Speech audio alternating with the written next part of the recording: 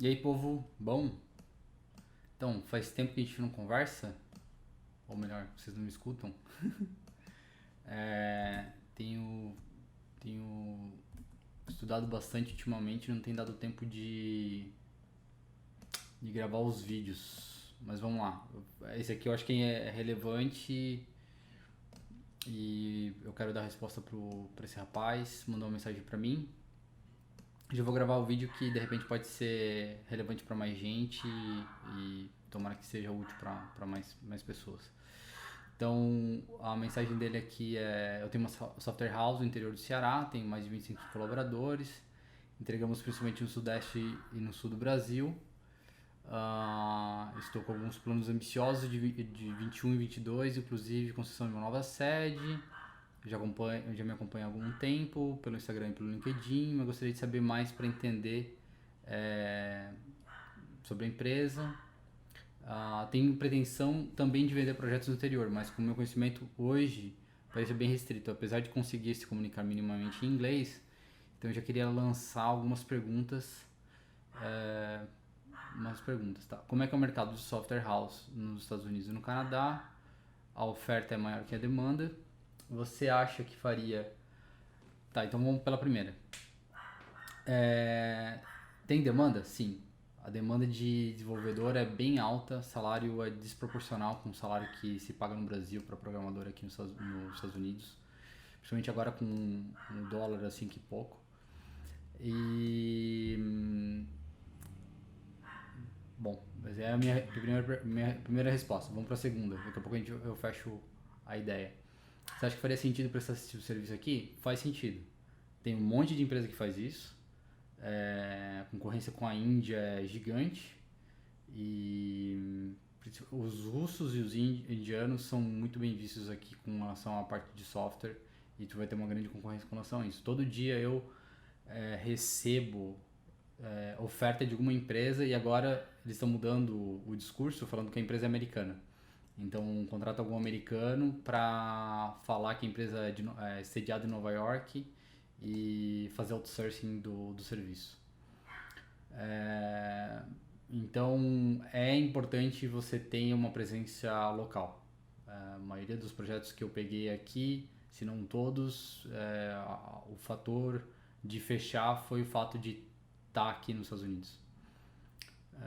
Vamos lá. Estando no Brasil, como se fosse intermediando o processo, fosse com alguém que fosse daí. Se você tiver alguém intermediando aqui, faz sentido. Principalmente pelo valor do dólar, realmente ele tá certo, a questão do valor do dólar é disparado. Só que quando você. Daí vem um ponto importante. Não é simples assim, não é qualquer empresa que tá a fim de fazer outsourcing. Porque se fosse só por causa do valor, tem várias empresas que ofertam esse serviço. Tu não vai ser o primeiro a chegar aqui, bater na porta e falar: vamos fazer terceirização com a gente. Um problema que acontece com mais frequência do pessoal, de novo, o pessoal da Índia, a população da Índia é de 1 bilhão e pouco de habitantes, então naturalmente a probabilidade é maior que a pessoa já tenha feito outsourcing com um indiano do que com um brasileiro. Um problema que o pessoal tem quando vai falar com... Eu não sei se é específico da Índia ou se é do setor de IT, mas o principal problema que se tem com os indianos é que eles falam que entenderam uma demanda e na verdade não entenderam aquilo que precisava ser feito. E daí esses é um segmento de tipo de cliente que eu acabo pegando pelo fato da gente estar no mesmo time zone, a gente, né? A questão do horário é pouca diferença, agora eu acho que está em torno de 2 horas. No verão americano a diferença cai para 1 hora só, então essa é uma vantagem. Ah, já dei uma pesquisada aqui, vi que alguns sites consigam abrir o CNPJ. É muito fácil fazer a tua empresa, tá? Custa $100. Tu entra no site do Sunbees, por exemplo, aqui na Flórida, e tu abre a tua empresa sem precisar estar aqui nos Estados Unidos. Quando tu for receber o dinheiro, tu vai pagar, se não estou enganado, é o máximo, eu acho que é 20 ou 21% de imposto, agora porque o Trump baixou, e basicamente é isso, você vai pagar 20% de imposto, coisa que o brasileiro já está acostumado a pagar, e você recebe o teu dinheiro no Brasil. Você pode fazer pagamento de fornecedor, pagar o programador aqui, usar a tua empresa sem problema nenhum. Você pode ter uma empresa sem precisar ser cidadão. Você precisa ter visto especial caso você mora nos Estados Unidos e trabalhe nos Estados Unidos. Eu já dei uma pesquisada e vi que alguns sites conseguiam abrir empresa e tal. No geral é isso. Tá, então, para dar uma ideia geral, o principal ponto para dar credibilidade é ter alguém local. Ajuda muito a fechar.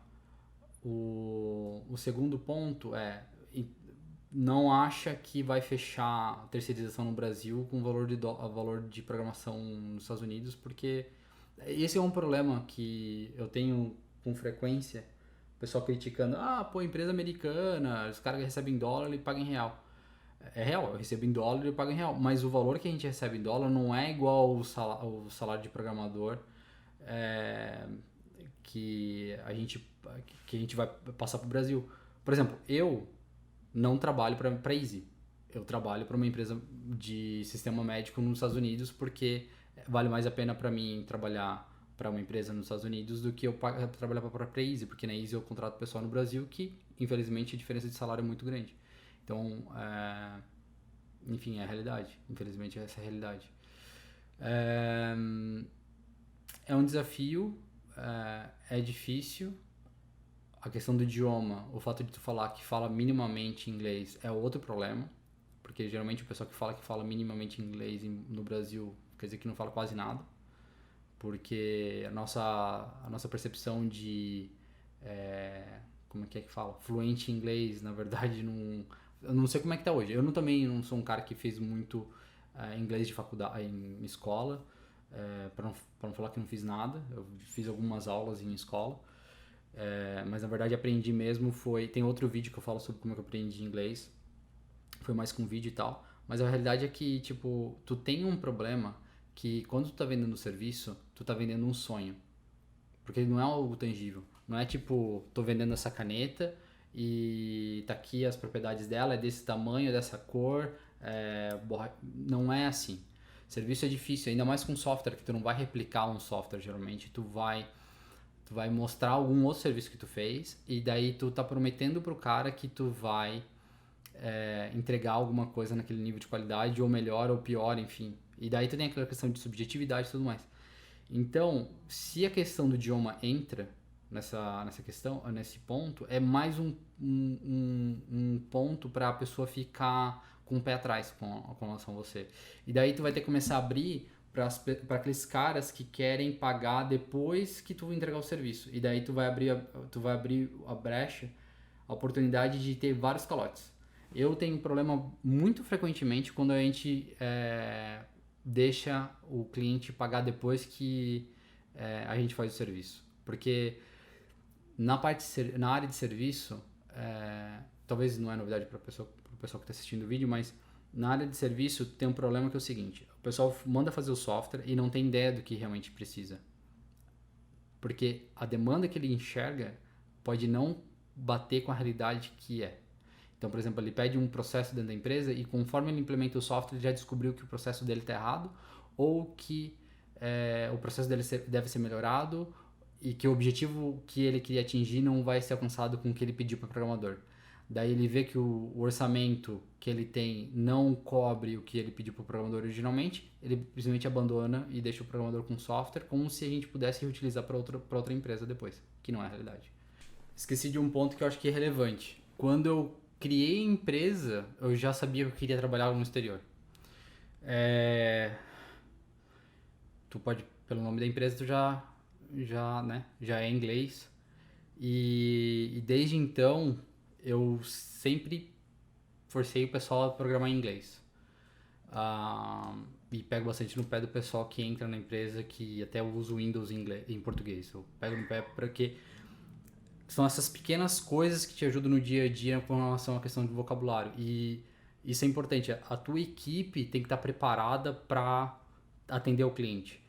Porque vai ser muito difícil tu encontrar um cara preparado com as habilidades que tu quer, com as tecnologias que tu conhece, que fale inglês fluente. Se tu conseguir, tu vai pagar mais caro do que o que tu vai conseguir cobrar do cliente. E daí, de novo, cai esse mito que tu cobra em dólar e tá milionário pelas horas que o pessoal tá fazendo no Brasil. Enfim. Então, essa questão da equipe é muito importante. Tá preparado com a equipe e já criar essa cultura de trabalhar em inglês em si. Eu acho que esse daí é um desafio tão grande quanto conseguir o cliente. Bom, eu acho que, assim, no geral é isso. Se vocês tiverem mais perguntas, fique à vontade para mandar, tá bom? Um abraço, valeu!